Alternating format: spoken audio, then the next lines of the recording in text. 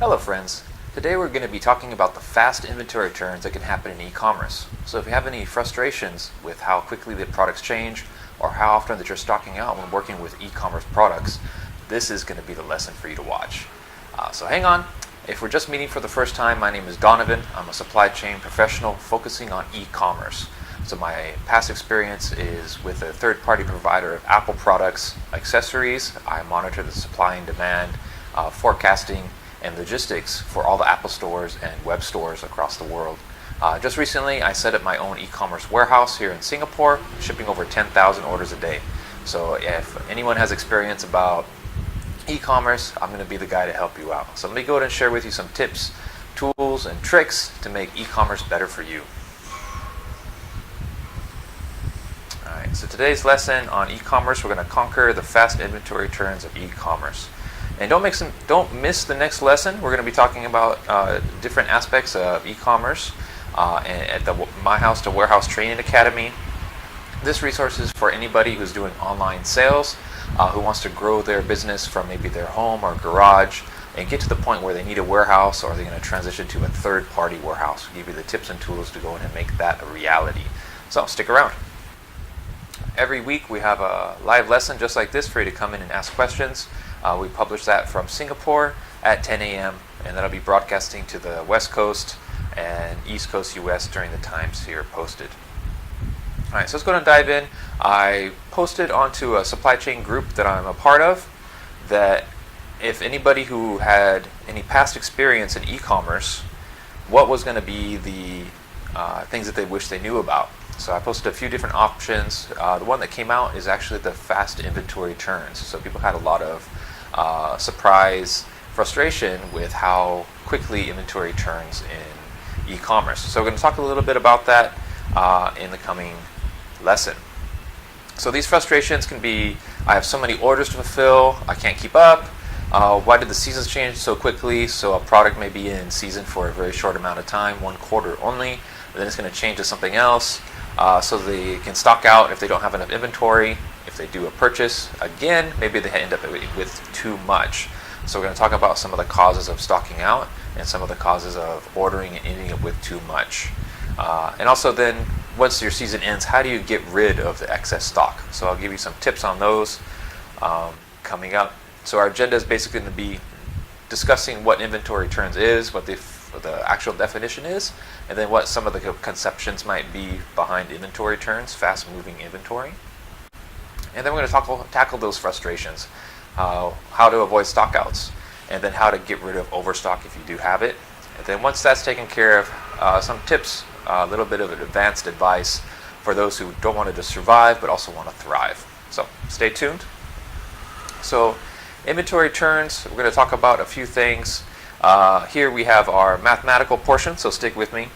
The actual definition is cost of goods sold over average inventory, or your sales over average inventory. So make sure you're using the same formula to consistently compare your periods. So you can use a period of 1 year if you like, or you can use a period of 1 quarter to kind of see how you're doing. Now, cost of goods sold is the cost of the item plus the labor and materials that went into selling it. The average inventory is going to be the starting inventory during your period plus the ending inventory during your period divided by 2. So take, for example, you have a year, you start on January 1st, you check your inventory value, say you have $500 of inventory at January 1, and then you go to December 31st at the end of the year, and you take your inventory value then, you add those two together, divide by 2, it's going to be your average inventory. So that's the mathematical calculation. So for an example here, we have $450 of cost of goods sold for the year. The average for the year of inventory, average inventory is 90. If you divide those together, you have an inventory turn of 5. So what that means is in 1 year, you have turned over your inventory 5 times, which means that you either sold it 5 times completely, or enough of inventory has moved through in value that the value has turned over 5 times. Another way to think about it is if you divide the amount of days in a year, 365, divided by your inventory turns. So if you divide that by 5, you find that it comes out with 73, which gives you an indication that your inventory will stick around for 73 days in your possession before it gets sold. So it's actually a good thing for your inventory turns to be high. It means that you're selling inventory, your business is moving goods through, so you want to have a high inventory turn. But you want to be a bit careful because if you have very high inventory turns, it may be an indication that you don't have enough inventory on hand, that the denominator in your equation there, the average inventory, is too low. So you might actually be missing out on sales. And the same goes for a very high, a very low inventory turn number. So we had 5 in our example. If you got an inventory turn of 1 or 0.5, something very low, it may mean that you have a lot of inventory on hand. So that denominator is very big. So your sales aren't be able to push through to look very good. So that's our brief discussion on what inventory turns is. So let's go and dive a little bit deeper onto what we can do with our high selling inventory. We'll talk first about the top of that equation, the cost of goods sold, the sales. How can we affect that? And then we'll talk about the denominator, the how to affect our inventory. So it's going to be our demand. How do we affect the demand for the product? How do we increase sales? So there's a few basic ways to do that. You do that with price. So you lower the price of the item, and then you'll have increased sales. You could also do increased marketing. So if you convince people that your product is more desirable, or they want to be part of the group that your brand represents, then with a marketing campaign you can convince them of that, and you'll have increased sales with the same price. So those two ways that you can affect the sales, increase your inventory turns by increasing sales. Another way to do that is with your product mix. If you have a wide variety of products that work very well together, it's called complementary demand. So if you have, say, really good printer cartridges, and then you could offer a discount on buying a printer along with that, is a common example of having a good mix of products that can increase your sales. Now, along with that, I want to highlight that the product life cycle. So this may be where a lot of people are experiencing frustration with e-commerce, is the product life cycle. So not necessarily the inventory turns, how fast the inventory is selling, but actually the short life cycle that e-commerce tends to have. So if you take a look at the graph, the introduction phase can be quite slow. The product picks up at a very slow rate. Not a lot of people know about it. When it goes through the growth phase, then that inventory becomes, faster moving, and so eventually it'll reach a somewhat steady state where you're going to be consistent in your sales. It's a maturity level. And then after it reaches maturity, maybe you're going to transition to a new product and come out with something new, something to replace that. Is going to be the decline part of the demand. Now, product life cycle for e-commerce can be quite different. You can see in the graph that I have a very high spike is potentially for new products. If it does very well, it's going to sell very fast and have a very quick growth. Maturity is going to be much higher in some cases than you would expect with a normal product. But then the decline, you can have a precipitous decline once a new product comes out and the technology becomes obsolete with something like that. So I think this is where a lot of the frustration may occur with e-commerce. If you're interested, we could do a future FAQ video on the product life cycle in e-commerce. But today we're focusing on inventory turns. Now, another thing I want to talk about with the inventory turns is the denominator of our equation, the average inventory, and the reason why our inventory may be very high, causing our inventory turns to be very low. And it's something called the bullwhip effect. That what happens is it ends up making you have too much inventory on hand. So here's an example. When we first are placing orders for our product, maybe we stock out during that week, or we forget to place an order for that product during the week, so we end up stocking out. So we get surprised. We want to make up for those lost sales, so maybe we do a makeup order. We try and order a little bit more so that we don't stock out, so we have stock available for people to buy. And then what's going to happen is further up in the supply chain, either at your supplier or your warehouse, your distribution center, they're not going to be ready for that makeup order, and they may end up stocking out some customers. So what's going to happen is those customers that have been stocked out may not get their full order for that week. So take, for example, if you have 10 retail stores that you're working with, each store orders 10 units per week. So the warehouse supplying those retailers are going to expect 100 units to be shipped out every week. Now, if someone misses an order one week, they're still going to expect 100 every week. But suddenly, this store is going to order 20 units. So they're going to be 10 units short for that week. So some of the other stores may be shorted. Now, those 10 stores, some of those 10 stores may also short out, which would mean that the following week after that, more stores are going to order more product. So maybe 3 stores in the second week are going to order those 20 units. So what the warehouse is going to see, consistent demand for 100 units per week. When that first store orders an additional 10 units, they're going to have a demand of 110. When the other stores stock out during the second week, they may end up with a demand of 130 or 140. So the warehouse is going to go, oh my gosh, I'm seeing uptick in demand. I need to order more stock from my supplier.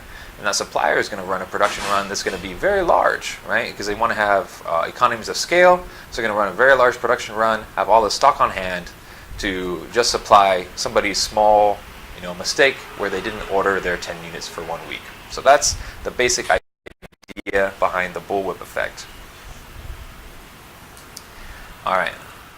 So here we say that others will order an additional prevent future stockouts. That's where those additional stores will also order additional units, causing the supplier to order more, causing the manufacturer to produce a lot more. So let's try and avoid that, guys. What we're going to be following today for our suggestions is from this book, Demand-Driven Inventory Optimization and Replenishment. So the idea is to use inventory optimization. We're going to talk about that in a little bit. Now, inventory optimization is a way to overcome the documented issue of human nature's need to overcompensate for perceived supply problems, resulting in the bullwhip effect. So we just talked about what the bullwhip effect is. Let's dive a little bit into what inventory optimization is. We'll do a quick review here, how to handle high inventory turns. So we know that inventory turns is the cost of goods sold over your average inventory. Now we want to increase our sales, so end up increasing our cost of goods sold. That's a good thing, to increase our inventory turns.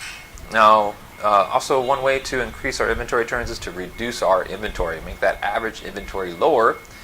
The thing is, I don't want to emphasize that. I want to actually emphasize to optimize your inventory. You want to make sure that you don't stock your customers out. All right. So communication is key in that, in any inventory situation, whether you have out of stock situation or you have a very high stock, an overstock situation. If you're a supply chain professional, you may have come across this example of increasing visibility, increasing velocity will reduce your variability. So the more information you have available, the sooner it's available, the faster that your supply chain can react. So increasing the visibility of your information makes it faster velocity of action, faster velocity of product moving through. Once you increase those two, then your variability is going to reduce. So variability, in your demand, in the orders, it allows your supply chain to balance out, to even, become familiar, and have a very smooth operation, consistent inventory turns. So with that communication in mind, we're going to talk about some of the things that can do that, help your communication in order to avoid stockouts. So the first thing that I suggest is doing pre-orders. So if you have a new product coming into market, it's going to be having a certain launch date, do a pre-launch event, gather orders ahead of time before you place your order to the manufacturer or the supplier, so you can get a feel for what your demand is. From that, you can kind of surmise how many am I going to need, how many future orders I'm going to need to place, and that really helps your supplier out, your manufacturer, help you schedule orders to meet their production schedule as well. So try and get those pre-orders in, communicate upstream in your supply chain. Vendor managed inventory, VMI, is another way to communicate with your suppliers and your manufacturers, where you pass the demand information from your website, from your retail store, up the chain to your manufacturer or distributor, and make them partially responsible for keeping you in stock. So if they're monitoring your demand, what supplies you need, they can more quickly react to any demand spikes and keep you in stock and help avoid that bullwhip effect. Next suggestion I have is doing inventory optimization. So that was the main suggestion from our book this week. So if you want to go and take a look at that, the link is down in the description. I'll get a small commission if you order through that link. So let's go and review what they're suggesting in that book. One thing is to roll up your inventory levels. So one of the suggestions that we took just now with our 10 stores is maybe each of those 10 retail stores, the store manager is doing the ordering. So they're thinking on their own separately, trying to decide how each item is going to perform and then order the proper amount to keep them in stock. So the best suggestion for inventory optimization first is to roll all that demand up for all those 10 stores into one single demand. So across the whole region, you're able to see inventory trends and purchase accordingly. Another suggestion that they have is doing ABC analysis. So your ABC is the categorization of the inventory that you're keeping. Level A is going to be the ones that are most important that you want to keep in stock, pretty much no matter the circumstances. Level B is your standard items that you're just going to monitor normally, no special circumstances. And your C items are probably your very slow-moving products. You're probably only going to keep one product, two products on the shelf. Once those two products are there, one can sell, one can remain visible, and during the next replenishment from the warehouse, that additional product will come in. So you can keep it on your website as well. Normally there'll be two in stock, one will sell. While we're waiting, the supplier will send in that additional unit to bring the web store stock up to 2. Another suggestion for high value products, it's really good for e-commerce, is to request your supplier to drop ship these high value products. That way you don't have to keep it on hand in your inventory, and it helps prevent a lot of damage as well for transit shipping and storage. Also IT is very important. There's some very good solutions out there for inventory optimization. They can help you take a look at the demand you're having, make ordering suggestions.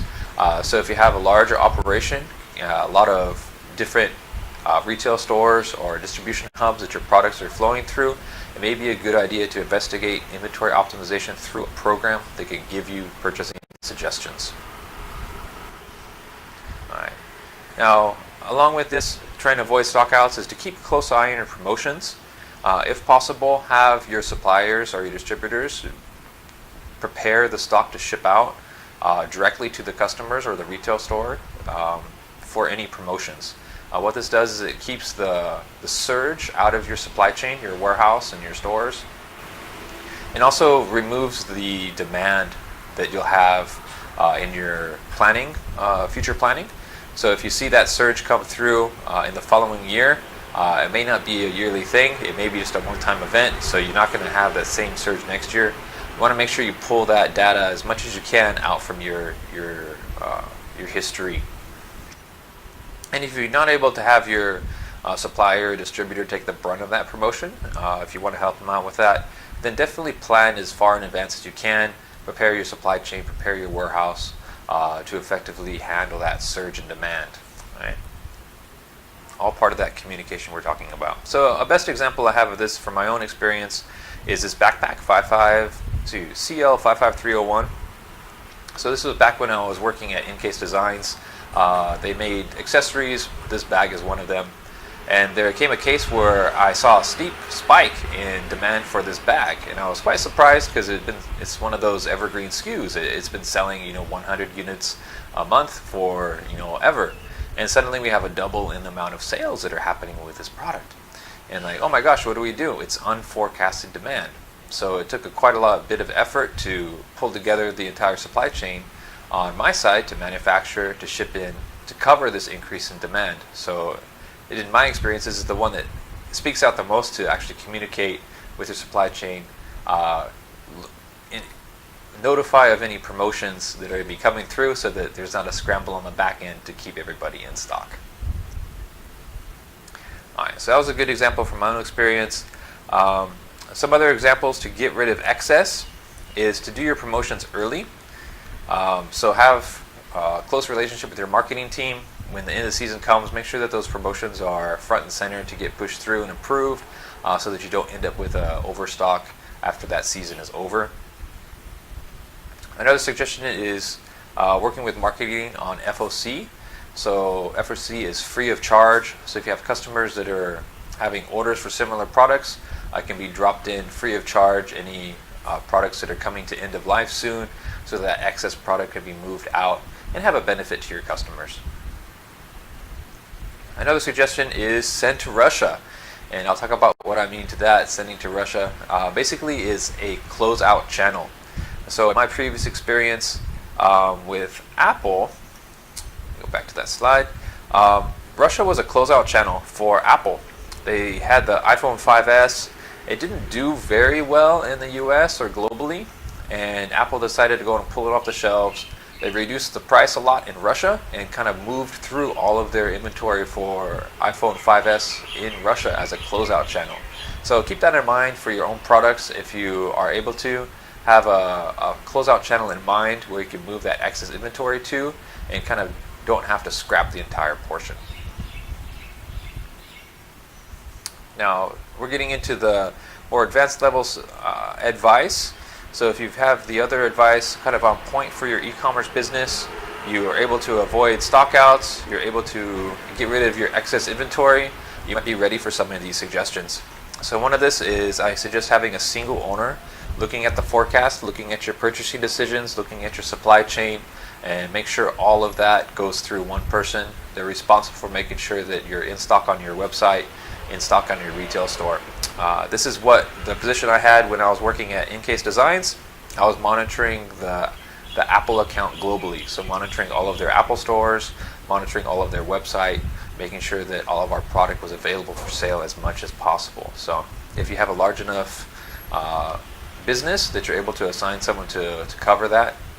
Now they don't have to be in charge of the entire supply chain.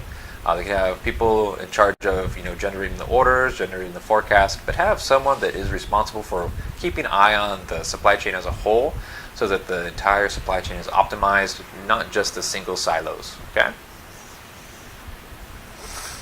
Another suggestion is to take advantage of your in-transit inventory. Now, in-transit inventory is something that you've purchased, that your supplier or your manufacturer has shipped to you, but it hasn't actually arrived at your warehouse, been put up on your website or on the shelf in your retail store. So have a good idea of when your supplier can meet your orders, how long it takes to deliver to your warehouse, and how long it takes from receiving that product for it to be available on your website or your store. It can save you a lot of rush shipping charges if you take a look and have a good handle on what's in transit, so that you're able to maybe ask your logistics company to do a shipment one day early for a container that's being unstuffed. Don't wait till the next day or after the weekend. Bring it in on Friday or even Saturday so that you can process it on the weekend and keep that web store in stock for the weekend. All right. Another suggestion is for postponement. Postponement is quite popular in manufacturing, where the product is separated into individual components that are often ordered together, so that the customer can be serviced at a further point down the supply chain. So don't pack components together, separate the components out, and then just send the customer what components they need. So postponement. It really helps at the end of the season if you're transitioning to something new. Those components that need to transition can, and you still have the basic components that are not going to transition available to consolidate together.